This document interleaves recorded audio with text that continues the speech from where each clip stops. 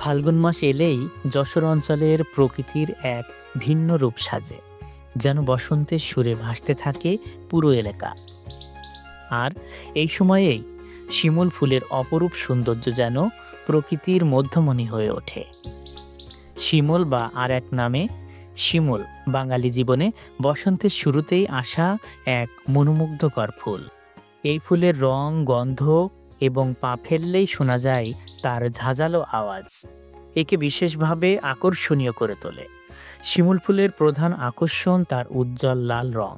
শিমুল গাছের ডালপালায় এই লাল ফুলগুলো যেন সূর্যের মতো উজ্জ্বল হয়ে ওঠে, যা দৃশ্যমান যশোর অঞ্চলের গ্রাম বাংলার প্রতিটি কোণে। ফুলের পাপড়িগুলি বেশ বড় এবং তারা গাছের ডাল থেকে ঝুলে থাকে। বসন্তে শিমুল গাছের সবুজ পাতা এবং লাল ফুলের মিশ্রণ এক নিদর্শন তৈরি করে, যা দৃষ্টিনন্দন। যশোরের বিভিন্ন গ্রামে, বিশেষ করে কেশবপুর, ঝিনাইদহ, শার্শা এবং চৌগাছা অঞ্চলে শিমুল গাছের ফুল বেশ দেখা যায়।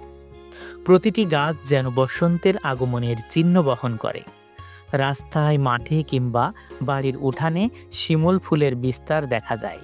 সারা গ্রাম মেঘালয়ের মতো শিমুলের লাল ফুলে ভরে ওঠে, যা দেখে মনে হয় যেন প্রকৃতি নিজের রঙে রাঙিয়ে দিয়েছে। শিমুল ফুল শুধু প্রকৃতির সৌন্দর্য বাড়িয়ে দেয় না, এটি বাঙালির সংস্কৃতিতেও বিশেষ ভূমিকা পালন করে। ফাল্গুন মাসের শুরুতে বিভিন্ন জায়গায় শিমুল ফুল গাছের নিচে বসে থাকে গ্রামবাসী। সামাজিক আড্ডা অথবা কবিতা আবৃত্তির আসর। এই ফুলকে ঘিরে অনেক ধরনের গল্প, কবিতা ও গানের সৃষ্টি হয়। বিশেষত বসন্তের এই সময়টাতে শিমুল ফুলের গন্ধ এবং সৌন্দর্য অনেককে ভালোবাসার কথা মনে করিয়ে দেয়।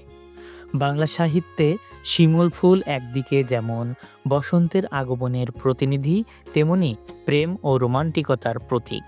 অনেক কবি ও সাহিত্যিক শিমুল ফুলকে বর্ণনা করেছেন প্রেমের আর এক নামে। এর লাল রঙের সঙ্গে যুক্ত করেছেন আবেগ আর অনুভূতি। ফাল্গুন মাসে যশোর অঞ্চলে শিমুল ফুলের সৌন্দর্য প্রকৃতির এক মাধুরী সৃষ্টি করে। এই ফুলের মাধ্যমে আমরা দেখতে পাই প্রকৃতির অপরূপ রূপান্তর এবং এই অঞ্চলের মানুষের সাংস্কৃতিক জীবনের এক বিশেষ স্থান। শিমুল ফুল প্রকৃতির অন্যতম অমূল্য রত্ন, যা আমাদের পরিবেশের রূপকে আরও বিশেষ ও স্মরণীয় করে তোলে। News desk, SN Bangla news.